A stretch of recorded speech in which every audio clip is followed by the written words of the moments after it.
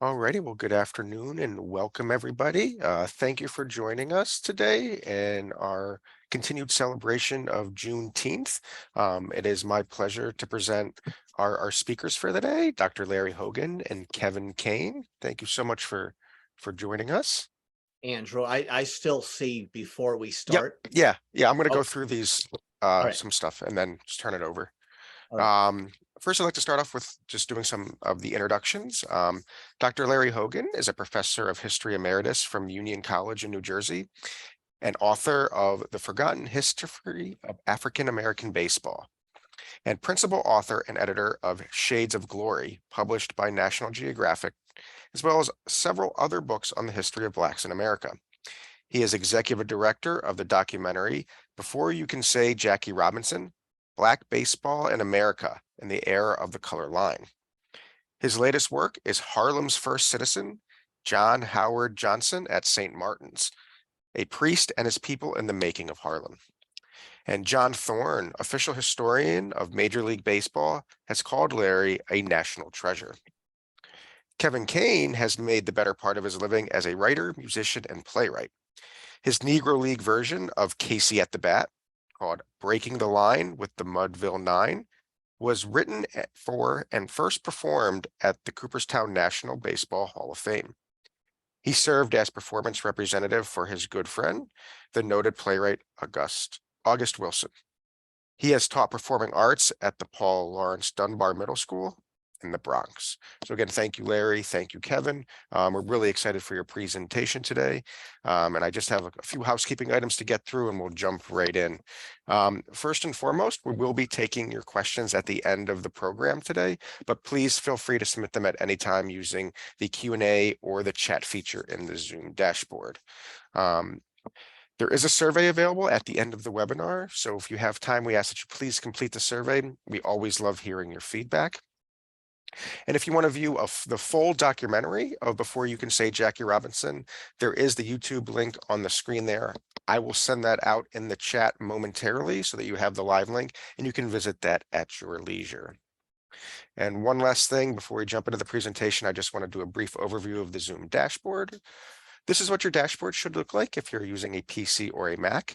If you're using a mobile device, the dashboard may look a little bit different, but all the features will still be there. In the bottom left-hand corner, you can see your audio settings. This is where you can check to see if you're using an external listening device, like a headset or earbuds, to make sure that it's connected properly. At any point during the presentation, if you have any issues, there is a raise hand button here in the middle. You can click on that. That'll alert me and I will send you a message in Zoom and hopefully be able to solve any problems that you are having. And lastly, as I mentioned, if you do have any questions, there is the Q&A and the chat buttons. You can use either of them to send them over to us and we'll be happy to address them at the end of the presentation. So that is everything that I have for you. So it's now my pleasure to turn it over to Larry and Kevin. Well, it's a pleasure to be here, Andrew. Never tire of speaking about this history. It's a wonderful history. It's an important piece of history, not just baseball, but the world of blacks and whites across time. That racial world that's back there, and the world of achievement in lots of ways. Certainly achievement in the story we're going to tell today. Question right at the outset, whether the folks online here want to give an answer or not. Or just, an answer in your head. Starting out a program on the history of Black baseball, who would most of you expect to be focused on at the outset of that program? I'll answer the question. A lawyer never asks a question that he doesn't know the answer to. And I think it's Jackie Robinson. He looms so large over baseball history and over the society as a whole. I knew a fellow named Bob Peterson, who was a great Negro League writer and a very reasonable sort of man, very smart man. And he once said that Jackie was as important, more important, Bob would say, in terms of impact on society than Brown versus Board of Education. So Jackie looms so large. But we're going to leave Jackie alone. We're going to go someplace else. Everyone says, at first glance at this history, that Jackie was the first. Well, not quite. I'm going to take you back to 1884 for just a minute or two, to a team from Toledo, Ohio called the Munheads. The American Association was a major league at that point in time. And a fellow who was catching for the Toledo Mudheads, his name was Moses Fleetwood Walker. He was a good catcher, a good hitter, not a great hitter, but a very good baseball player. And he was also black. At that time, organized baseball on the minor league level had probably, I don't know, 25 or 30 blacks playing in organized baseball. But Moses Fleetwood Walker is the first black to play in the major leagues. Now, what does that mean? Well, it means that Jackie wasn't first. Moses was first. It's an interesting way, I think, to start the story that we're presenting today. Incidentally, a good part of the story that you're going to hear from us is focused on New Jersey, a great part of Black baseball history. I was going to say of the Negro Leagues, that's true, but the Negro Leagues don't start to come into being until the turn of the century in the 19. Oh, I'm sorry. No, I'm stating that inaccurately. The leagues don't come into existence until 1920 with the founding of the first Negro League. But before that, there were great players playing in organized baseball and playing on great independent teams back there too. So New Jersey is going to be a good part of that story. And why don't I start with a story here that kind of highlights both the baseball field and the larger world that this story is a part of. It's 1896, and Newark, New Jersey is a buzz about baseball. Baseball is a big part of the sports scene back there, the biggest part of. And this particular game that's scheduled in Newark, New Jersey, highlights the blacks who were playing in organized baseball, because on the team in Newark, the Little Giants of the International League, there are two black players. One of them is Moses Fleetwood Walker. The other is George Stovey, a pitcher. Stovey would win 30 games that year. So, and he's the ace of the staff. A team from Chicago, the Chicago White Stockings, is coming in to play an exhibition game on July 14th, 1886. George Stovey was a racist. He owned the Chicago White Stockings. He played for them. He managed them. And he was a racist, as simply put as you can put it. He sends word ahead from Chicago to the management in Newark that if those two so-and-sos, Stovey and Walker, take the field to play that day, my team is not going to play. And he used the term stronger than so-and-so. You can fill that blank in. Huh? Well, management being management, Stovey and Walker don't play that day. They're made to be invisible. And what's interesting beyond simply that day and management bowing to the racism that's out there in society, what's also interesting is that the next day, the magnates, the owners of the teams in the International League, and this is the only time that we find what's called the gentleman's agreement written out. The gentleman's agreement is that unspoken agreement that no blacks will play. In the minutes of the meeting of the International League magnates on July the 15th, 1895, it's written down. No more contracts for colored ball players, it says. So there's 25, 30, 35, maybe 40 blacks who had played in organized baseball are gradually weeded out, maybe not so gradually.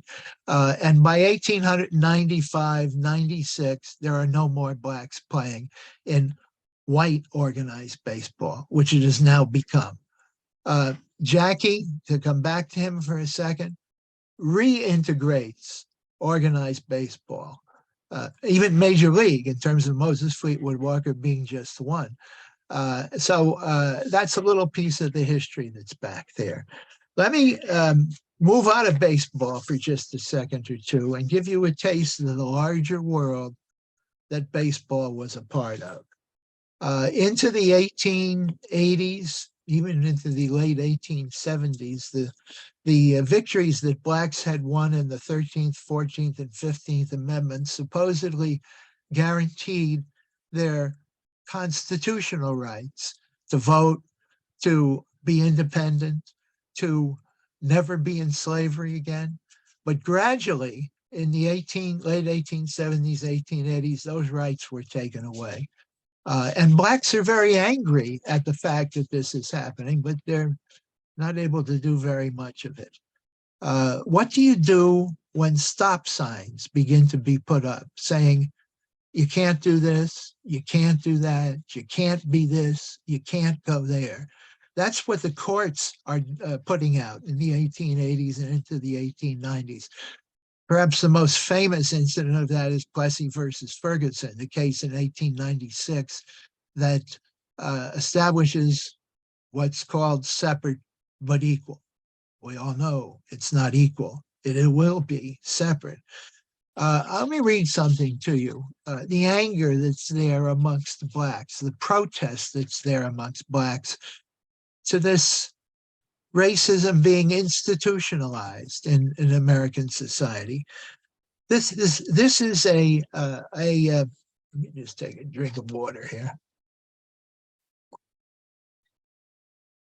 This is something that would be said by a man by the name of Henry McNeil Turner. He was a bishop in the African Methodist Episcopal Church and a fierce opponent of the racism that is bubbling up in all parts of society. And he says this about the Supreme Court decisions. A word more and I am done. As you wish, with brevity. God may forgive this corps of unjust judges, but I never can. Their very memories will be detested by my children's children, nor am I alone in this detestation. The 8 millions of my race and their posterity will stand horror frozen at the very mention of their names, the mention of the judges' names. The scenes that have passed under my eyes upon the public highways, the brutal treatment of helpless women, which I have witnessed since this decision was proclaimed, is enough to move heaven to tears and raise a loud acclaim in hell over the conquest. But we will wait and pray and look for a better day, for God still lives and the Lord of hosts remains. I am, sir, yours for the fatherhood of God and the brotherhood of man. Henry McNeil Turner, 1889. Well, as I said, Plessy, in 1896, just does in a final sort of way what was being done in the court system across the preceding decade or more. And again, what do you do when something like this happens? Students will frequently say in response to that question, well, you protest. And McNeil Turner is obviously protesting, but protesting isn't enough. What you do is to turn in on yourself and find resources to do for yourself what the larger world is not doing and saying you can't do. This is the stop signs. And that's what, it's in this period that Black professional baseball, great teams playing across the wide swath of America, comes into being. Not a league yet, that's going to take another 20 years, but strong independent teams, Philadelphia Giants, the Chicago American Giants, the Brooklyn Royal Giants, and, easily 12 other teams probably, maybe 15 teams through that time period that are independent Black professional teams.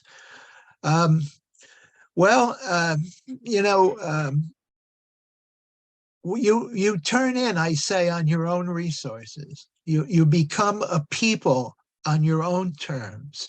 And so those great black teams come into action at this point in time.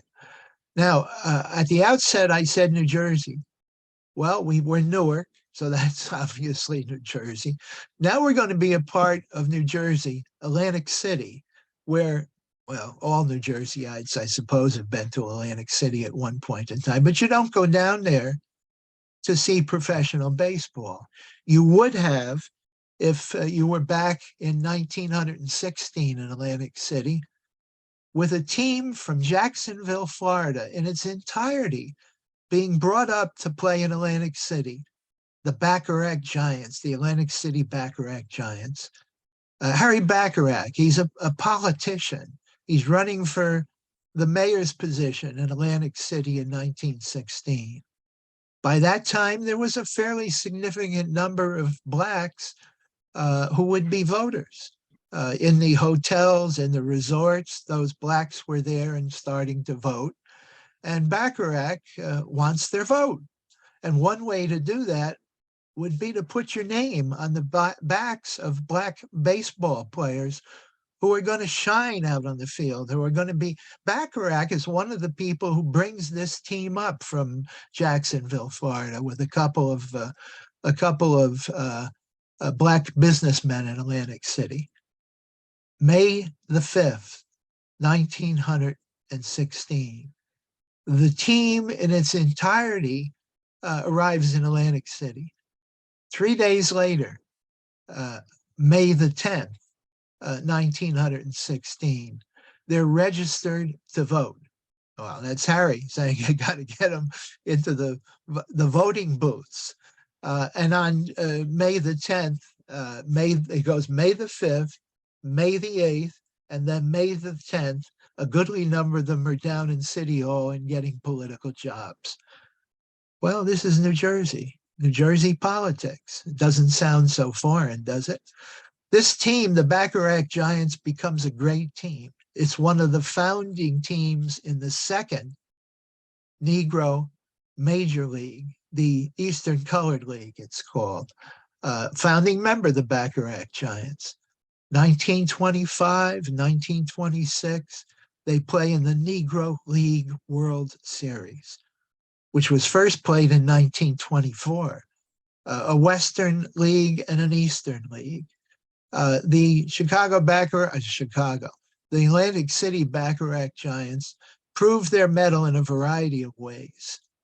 If baseball fans in the audience, the question is, who was the first player in the World Series to pitch a no-hit, no-run game? Well, most people would say Don Larson, 1956, Yogi jumping into his arms at the end of that game, famous picture. And it happens to be a perfect game, too. But the first player to pitch a no-hit, no-run game in the major leagues, Negro Leagues were major leagues at that point, and have not recognized as such, should have been, was a fellow named Claude Red Greer against the Chicago American Giants, and Greer was pitching for the Atlantic City Bacharach Giants. A host of other ways to point out how the Bacharach Giants were so good a team. Oh, incidentally, naysayers will say in this instance, well, it wasn't the major leagues. The Cardinals versus the Yankees were playing in the major leagues. Well, how could they be the major leagues when the great Black Stars weren't playing there? Maybe the Bacharach Giants and Chicago American Giants were as much a real World Series as were the Cardinals and the Yankees that year. But I want to take you to a player with the Atlantic City Bacharach Giants who really captures our attention in interesting ways, a great player. His name was John Henry Pop Lloyd. Now, you'll take some interesting things, I think, from what we're talking about today here. One of them will be the poem, which we're going to hear in just a bit from Kevin, an incredibly wonderful story. But if you take nothing but the name John Henry Pop Lloyd, here's an assignment. I'm a teacher. I was a teacher for 40 years, so I have a right to give out assignments. go read about John Henry Pop Lloyd and the numerous books that have been published. We'll refer to that later on. But we're going to introduce John Henry Pop Lloyd to you via a short snippet from a documentary that we did on the history of Black baseball. Maybe talk more about that too. Andrew, could you give us that first clip on Pop Lloyd? I'm going to do that. Oh, Kevin's going to do that. Okay. Hang on a second. All right. And you see that? I can. I hope our people on the screen here can see it too. They suspended me for 3 games and fined me some. I just wanted to be a real good ball player. I didn't know whether or not I'd ever play, professionally. I didn't ever know whether I'd ever play in the major leagues, but I certainly wanted to play in the Negro Leagues. You see, at that time, we aspired to playing in the Negro Leagues. That was as high as our aspirations could go. And because now, I would say, well, one of these years, maybe I'd like to play for the Homestead Grays, or one of these years, I'd like to play for the Newark Eagles, or I'd like to play for the Lincoln Giants, or I'd like to play with the Pittsburgh Crawfords. And if you were a baseball player, you did aspire to playing with one of those clubs. Now, we never knew that later on we'd get a chance to play in the majors, but those were our inspirations at that time. We loved the game. We loved the game. We just like fighters will sin.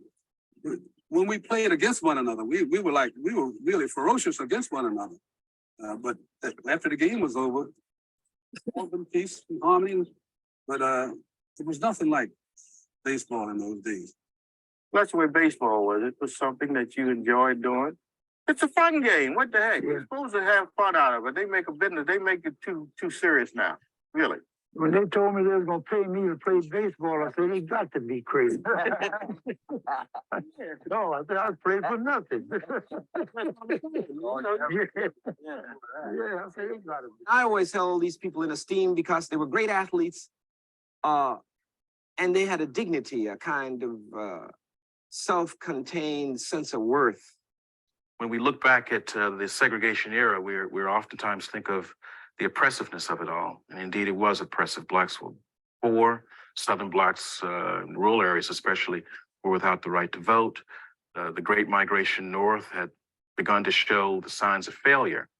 But despite all of that, and then underneath the veneer of that oppression, collectively and individually, blacks were able to accomplish great things. And individually, black men were oftentimes marked with the qualities of decency, respectability.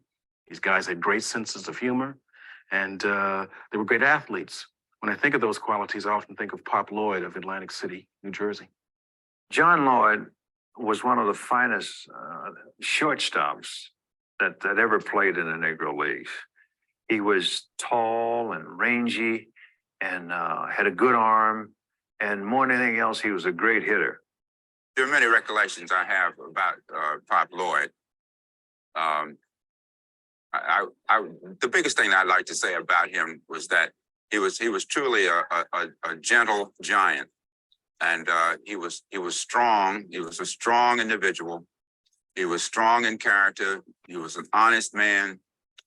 He was a wonderful person, and it seemed as though adversity would just seem to fall off of his shoulders, and he would never dwell on adversity.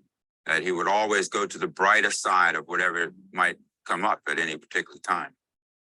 He was a lovable man, and he was a great ball player. He won one St. Louis baseball writer, referred to him as the greatest ball player. All he was asked to was the greatest baseball player he'd ever seen. And the baseball writer said, well, if you mean in organized baseball, I'd have to say Babe Ruth. He says, but if you mean in all baseball, he says, it's an Atlantic City colored man named John Henry Lloyd. And he compared him to Hans Wagner. And Hans Wagner later said he felt honored to be compared with, or have John Lloyd compared with him. But John was I just loved the man. You can see that by the tears. I guess Pop Lloyd is partially the reason why I am the mayor today. Because Pop taught me to be patient and not to be an angry young man. You see, I was angry because I had gone through the same thing as a professional basketball player, where we had been a great ball player and played with the New York Rams, which was a professional team, and yet we were not allowed to play in certain places because we were not white. And when I asked Pop, I said, Pop, aren't you angry about this? He said, well, I'm disturbed a little bit, but it's just something that happens. And Pop would give you that old laugh, and he would just keep on doing what he said, your time will come. And I've never forgotten that. Pop always would say, your time would come. We talk a lot about the civil rights movement and when it begins, who starts it. It may be that the civil rights movement had many beginnings. Some of those beginnings are found on buses and lunch counters on dusky roads in the South, and on the playing field of Negro baseball teams.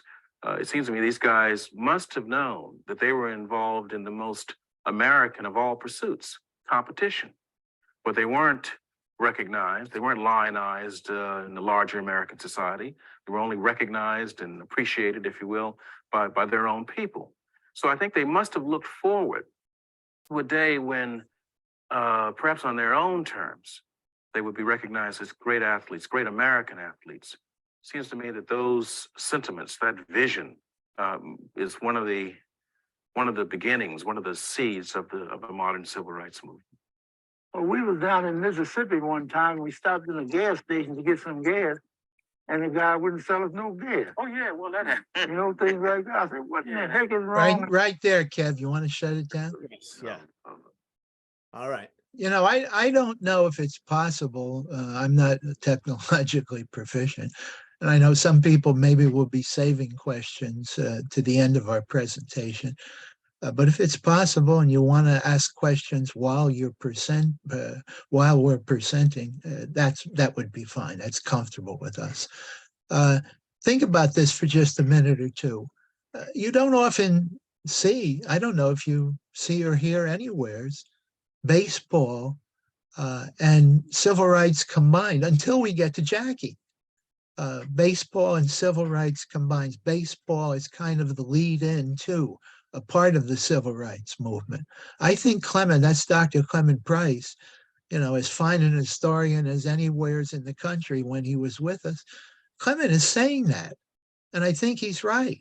I think wherever Blacks demonstrated how good they were in this particular field or that particular field, how proud they were in public, how well they carried themselves and performed in public. That's certainly the beginnings of the civil rights movement of the 20th century.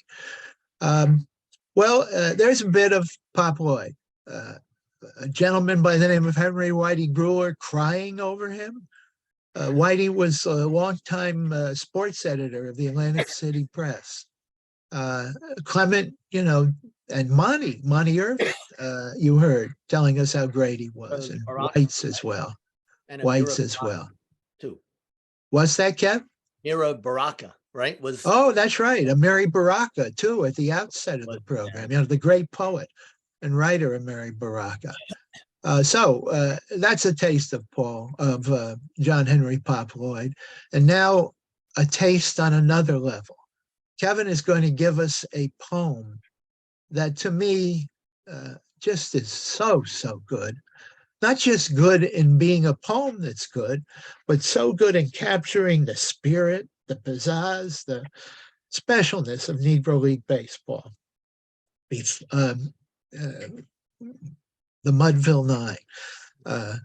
Crossing the line with the Mudville Nine. Let's give it to them, Kev. You know what, I'm assuming that everybody knows the iconic American poem, Casey at the Bat.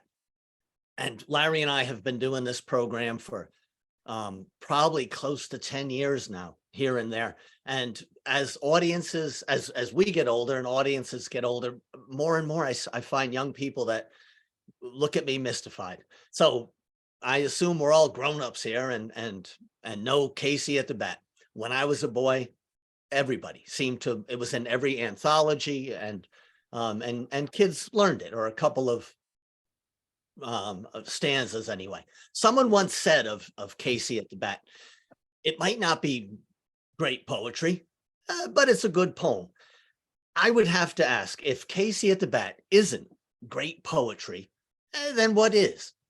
John Keats's Ode to Dejection, Petrarchian sonnets of melancholy, Longfellow's Hiawatha. Has anyone here ever tried to read that? I'll stick with Casey at the Bat every single time. There might be no poem in the English language that has been that has provoked or instigated more poetic responses to the original than Thayer's Casey at the Bat. There have been parodies and sequels, what ifs, and any number of alternate outcomes. Well, I've written a poem that isn't one of those. It's a poem that comes after Casey, but it's not about Casey. It's about another ball player, and it's about us. Like Thayer's original poem, some might not call these verses great poetry, but again, I would ask, if Casey at the Bat and other simple poems about baseball aren't great poetry, then what is? No, the outcome wasn't brilliant for the Mudville Nine that day. Man, you could say that again. It was embarrassing to see the way those boys couldn't play. Mighty Casey standing there staring at two meatballs down the middle, and then the pitcher serves him up a tasty looking fastball delivered on a platter, hot off the griddle. Old Casey wasn't looking so big then, didn't seem so keen of sight or blessed with might. Time for a name change here. Instead of Mighty Casey, from now on, maybe we should just call him less than the best, but at least he was white. No. This is no time to be bringing up old slights.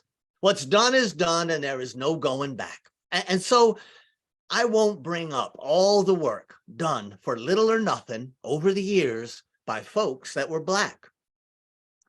I guess I could never help being confused, though, at the way some folks were used, and used hard, I might say, worked and worked some more, and then never let to play. At least not where the money was, where the grass was green and always cut. I'm talking about before, Jackie, way back when black men couldn't play ball. Say what? Couldn't play? They could play, and play they did every day, as well as any in the land, with hearts and souls, pitching and hitting and running on lots littered with stones and sand. But back to Casey, that mighty man who left the fans in Mudville that day crying. Time to put that batter down is what I say, like you might an old dog dying. Not because you don't love him still, and not because that dog ain't trying, but it's long past time, son, to just move on, to put a new end to that story. Let's put a man in that poem who can hit the ball, maybe a darker shade of glory. Well, all right, we'll go back, like so many writers have before, to that Mudville patch of dirt. And let's just say, because it might have happened this way, say somehow Casey, he got hurt. Say, just for speculation here, for grins and giggles, if you will, say Casey stubbed his toe in the eighth, and they went to the bench with a lineup card to fill. Well, say Cooney had already hit the showers. You know, it happened more than once that way. And Jimmy Flynn had emptied a case of Rheingold cans and was way too soused to play. The other ball players that had been sitting there on the bench that day, waiting for their turn to come, they'd left the ballpark already, thinking the game that day was done. There was just one old black man in the clubhouse holding a broom who said, "I've been known to swing a bat." Yeah. And with no one else to send up to the plate, well, they gave him Casey's shirt and hat and said, "If anyone should ask," and we mean anyone, you just tell them you recently lost a bit of weight and you've been working a lot in the sun. We're going to call you Casey, if you don't mind. And for today, that's who you'll be. That's fine, he said, because that's my name. I played a little ball in Kansas City once, and since then have been called KC. KC from Kansas City. He was a monarch if ever there was one. The king of clout he'd been called. The prince of players. The duke of getting it done. You talk about your Casey, batting nothing for those Mudville Nine. Let me tell you here the story of this shade of glory who played in another time. I know you've all heard what they tell about cool Papa Bell, who when wearied from knocking him out of the park, could turn off the light and be under the covers, asleep in his bed before his hotel room was dark. Or of Josh Gibson, who with one prodigious swat cleared the stadium wall with a hard-hit ball in the house they say Ruth built. The naysayers may cry, it's a lie. Well, no one has ever kept naysayers from neighing. But that ball was still going up toward the sky when it was lost to the eye, and it never was found. I'm just saying. Now, I suppose you're going to want to bring up Ty Cobb. And well, you should, because Cobb was good. But was he really great? How many times would Ty Cobb have stolen second base if there'd been, say, Big Lou Sandtop in a crouch behind the plate? Cobb could hit the ball better than most, I'll give you that. And for his time, he was all the rage. But how would Ty Cobb have done if he had to face someone like young Leroy Satchel Paige? Old Cobb had come at you with his bat when he wasn't sliding in hard, cutting you with both spiked feet. It's a cruel way to win. Unlike stealing home clean as a whistle like Jackie done, sliding safe and popping right back up without missing a beat. Yeah, Jackie. He stole second a slew of times, and he stole third a whole bunch too. And more than once, that man stole home with his conscience clear, and the pitcher just standing there holding the ball, not knowing what to do. The best that most ball players today could do could be fairly compared to Jackie's worst. On a third strike dropped one time by a catcher in Brooklyn, I watched that man steal first. Old KC was the likes of all that, though older now and crowned with gray. And I'm talking more than just a trace. Still, he moved like no one I ever seen. Now there was a cat with grace. You're always talking about Casey this and Casey that. But I swear there was a change in the air when KC came to the plate wearing Casey's hat. He tapped his spikes and he took a look at the pitcher. Then he spit into the dirt. He was holding Casey's bat in his hands and he was wearing Casey's shirt. KC, do well, murmured his wife, waiting up in the stands. Casey, roared the crowd. And she was just as dignified and quiet as the throng there that day was loud. KC watching. KC waiting for his pitch, not worried about a thing. He'd done this 1,000 times before. He stood with the bearing of a king. He dragged the very first pitch tossed his way, laid it down like a baby in the soft green grass, and was already rounding first when the pitcher picked up that ball and threw it past the first baseman, who watched it roll out onto the right field lawn, where the right fielder grabbed it and threw hard to second. But by then, KC's long gone. So the second bagman threw hard to third, a new wrinkle on that old Tinker to Evers to Chance. Except with old KC running the ball paths, those players didn't have a chance. Now, KC's rounding third and he's racing toward the plate, and the catcher's jumping up and down, waving both hands. Where's the ball? Where's the ball? Where's the ball? Thrown in desperation over the dugout, it's somewhere up in the stands, being fumbled over and fought for, 100 hands grabbing for a souvenir. And the fans are jumping and shouting and laughing, and men are kissing women and lifting cups of beer.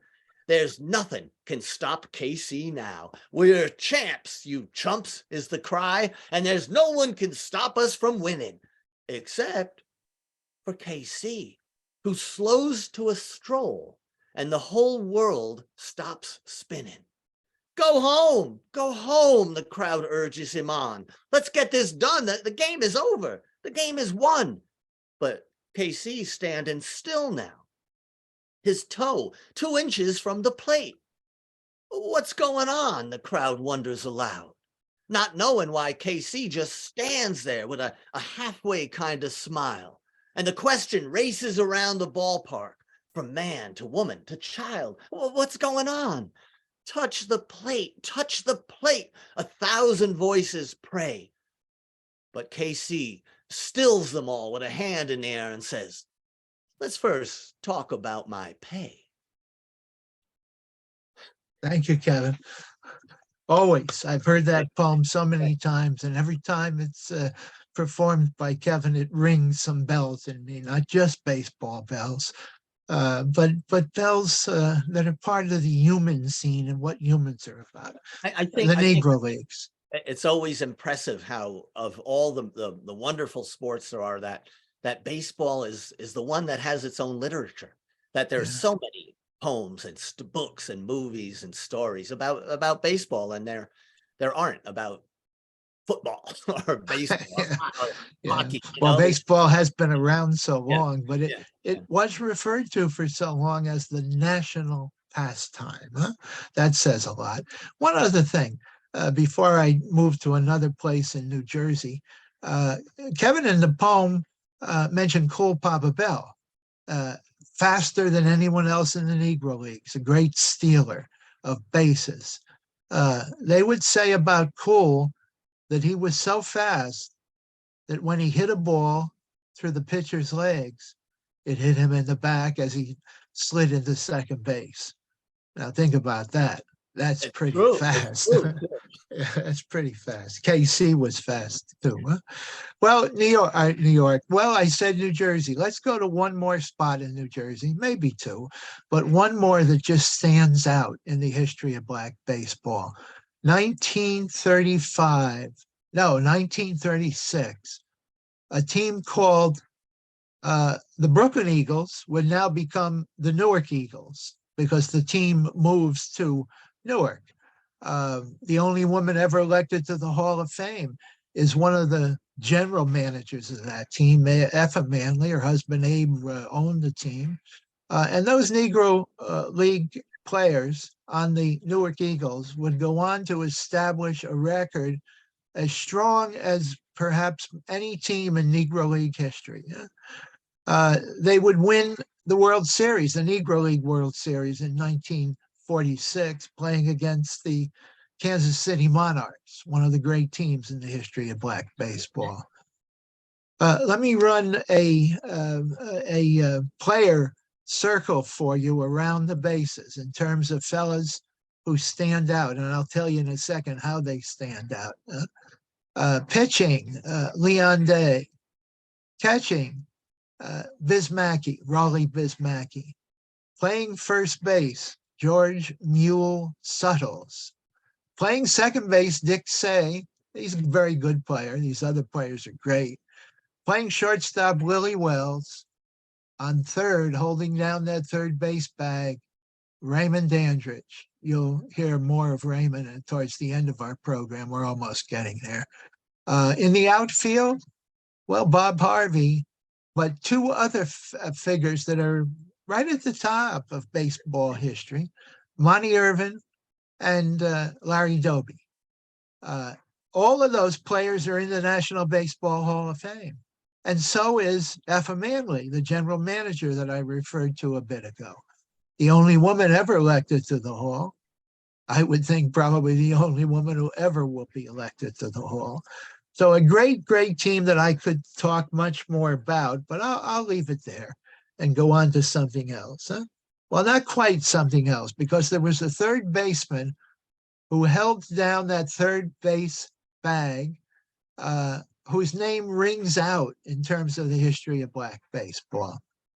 They would say about Raymond Emmett Dandridge he was very bold-legged, was Ray, that you could drive a truck through his legs, but you couldn't get a baseball through those legs. Really good player.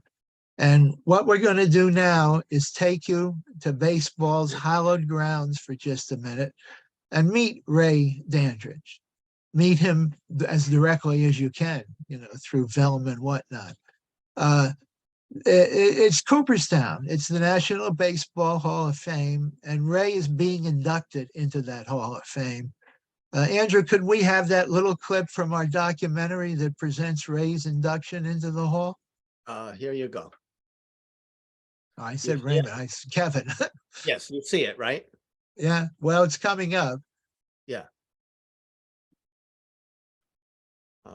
Green was the color there too, because good. there wasn't anybody on any team that was going to get mad at the guy who was going to get them into the World Series and get that loot.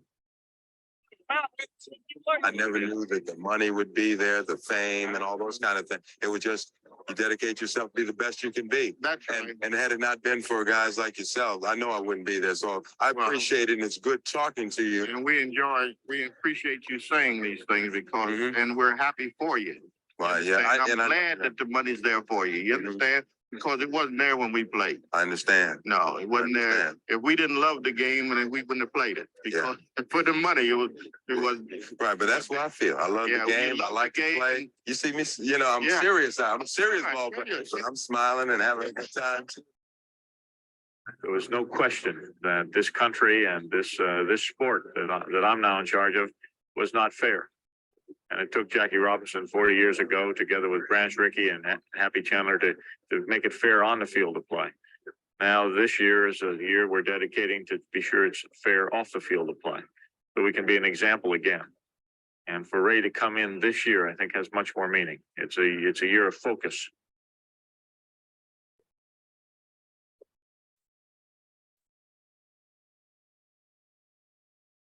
Right now, everybody asking what my greatest thrill was. But my biggest thrill came when March the 3rd, Mr. Ed Stack called my house. Yeah, like you do, I was resting. My wife was in the backyard. So I answered the phone. The phone call said, "I'm trying to find Ray Dandridge." I say, "I'm Ray Dandridge." Say, "You Ray Dandridge, the ball player?" I said, "Yeah."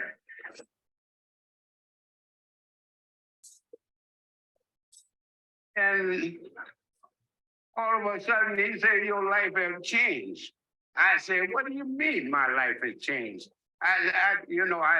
Sometimes you get some of them crank calls,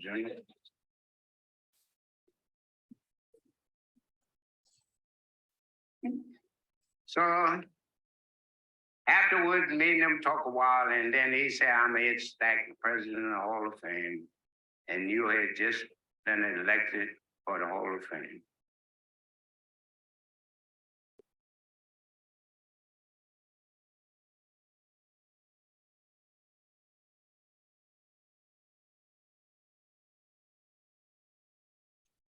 Now, I want to sincerely thank each and every veteran on the committee allowing me to smell the roses.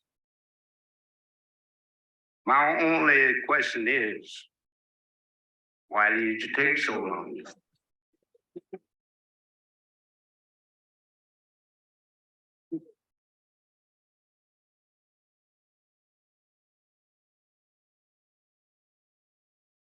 I can see in the audience, I got quite a few friends, north, east, south, west, and these people have traveled a long way, and I want to thank each and every one for coming to Cooperstown to see me elected in the Hall of Fame.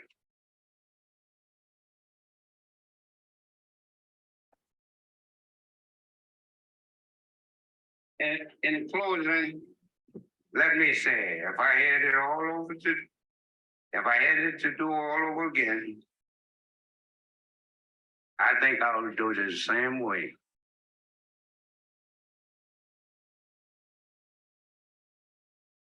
I love the game of baseball. And I hope now today look like baseball love me.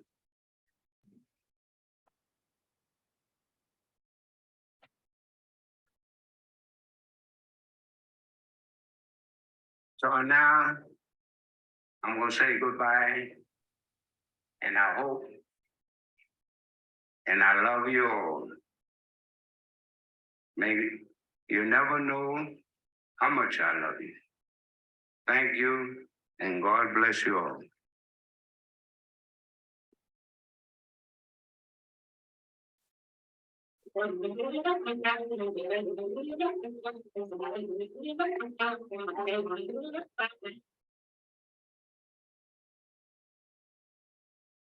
There you go. Yeah, there it is. We missed a little bit of the sound. We got Ray though. What Ray was saying, there was nice background sound that captured it all. He said, I do it the same way. What is that? You know, it's a segregated world and he's playing over here. Well, that's two things. That's the love of the game of baseball. I was very close to Black baseball players. And the question would always come up, were you bitter? You know, were you angry? And the response invariably was, we loved the game that we were playing.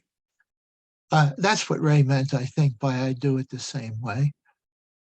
So there's Black baseball, pieces of it, much more that we don't obviously touch on in the presentation we're making today. There's a host of books out there that you can reach out to and find that much more. Interestingly enough, the first one, written in 1971 by a New Jersey sports writer by the name of Bob Peterson, it still holds up strong. Only the ball was white. Now, how's that for a title? Huh? And, well, I'll put myself forward a little bit here amongst the books that have been written about one of mine, The Forgotten History of Black Baseball, of African-American baseball, by yours truly. It's a good one, trust me. And they're available, both of those, and many more as well. I would bring this to an end with a quote from one of the great Black players, John Jordan Buck O'Neill. But before we do that, why don't we open it up to questions? Any questions got into the chat room, or any questions you'd like to ask now before we go to that last short piece? All right, if anybody does have questions, again, please feel free to submit them using the Q&A or the chat feature. I guess we can start off. Was there any what was the background to the naming of the teams in the Negro League? You mentioned that there was a lot of different teams that had giants as part of their name. Was there a significance with that? Well, back then, if there was a manager in Major League Baseball who had a respect for and tried to take advantage of the resources that were Black baseball, Black players, it was John McGraw, the Hall of Fame manager of the New York Giants. And that had an impact on Black teams knew that he, as the owner, well, manager primarily of the National League Giants, was somebody who was sympathetic to Black baseball, tried to bring a Black player onto his team at one point and got shut off on that possibility. So I think that's probably the primary basis for the name Giants coming to so many Black teams.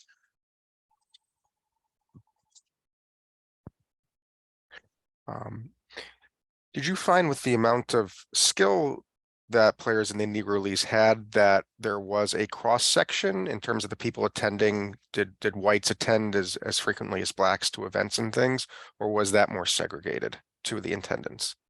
Well, maybe segregated is the wrong word to use here, because yes, there were more Blacks going to the games than there were whites, but you know, white baseball fans who loved their game went too.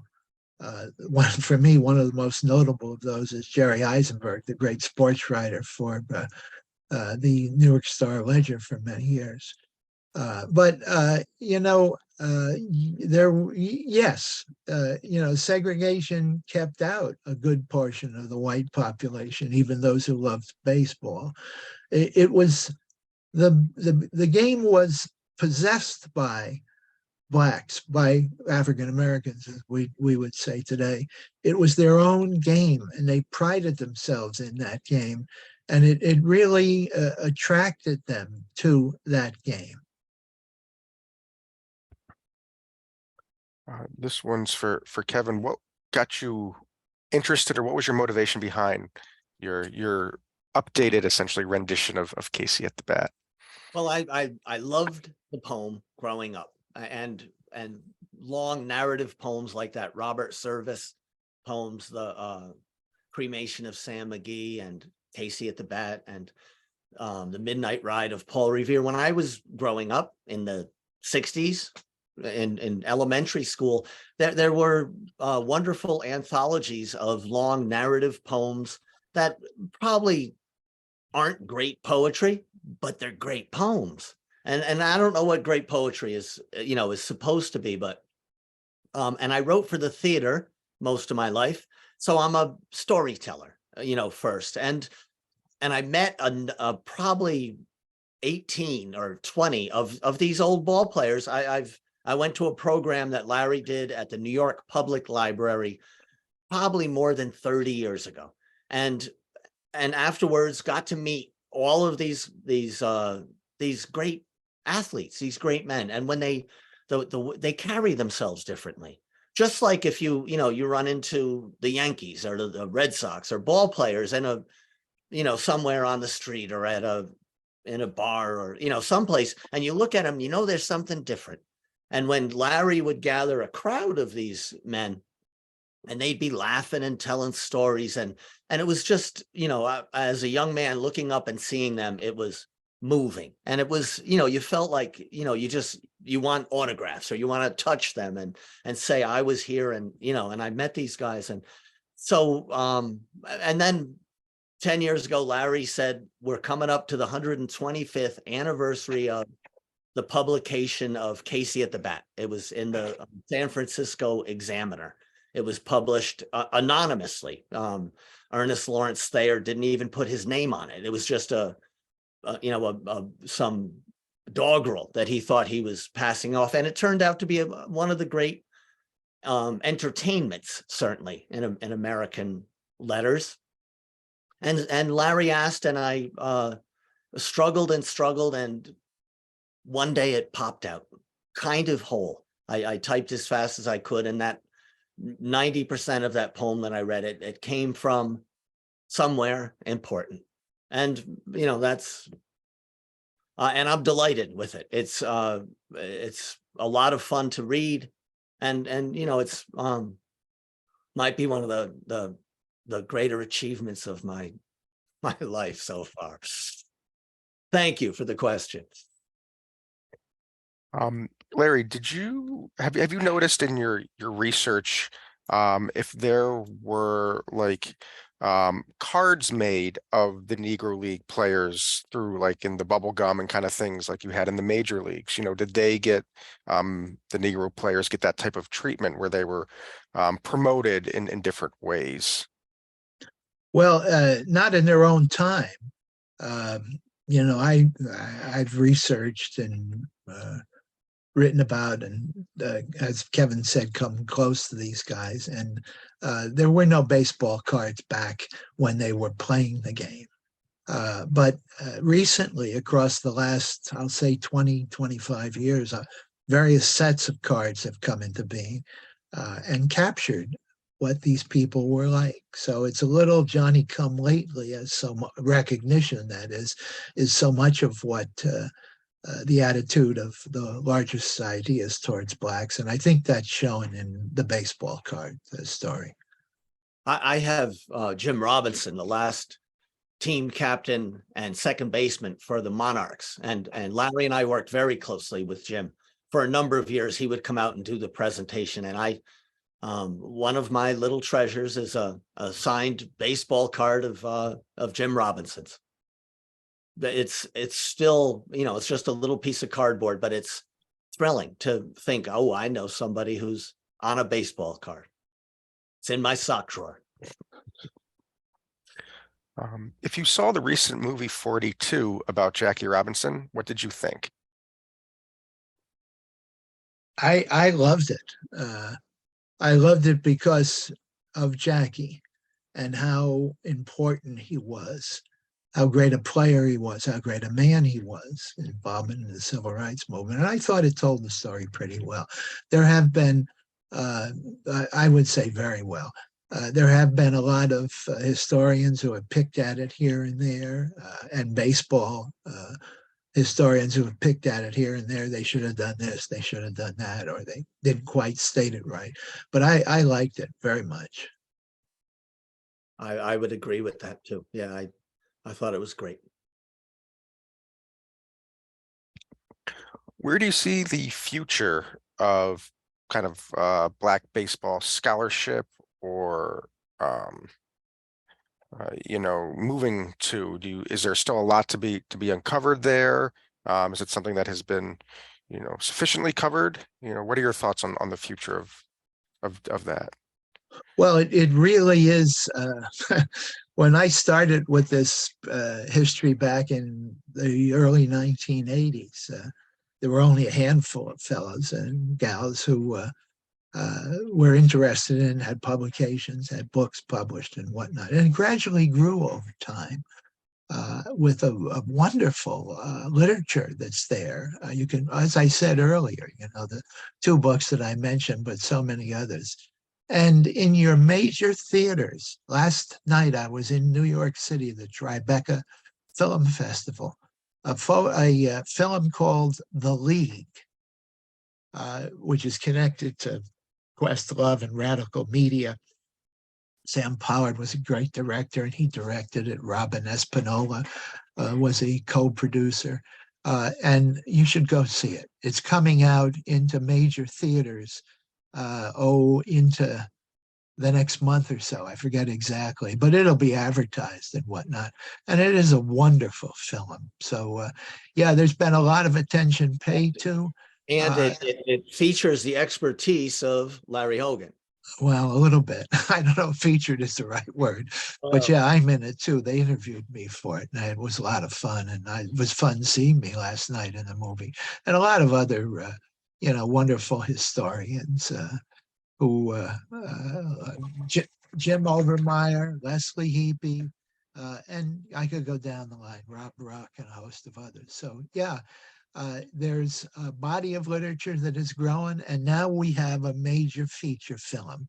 And the little, not little, I don't think, the documentary sections that you saw from the film that we produced you know, what's the right word? It wasn't just producing, we developed.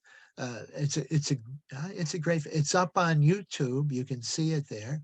And a major, well, he wasn't as major as he should have been. Tom Guy, a New Jersey guy, Newark guy, was the director of it. I always say, and it's really well done, Tom did this.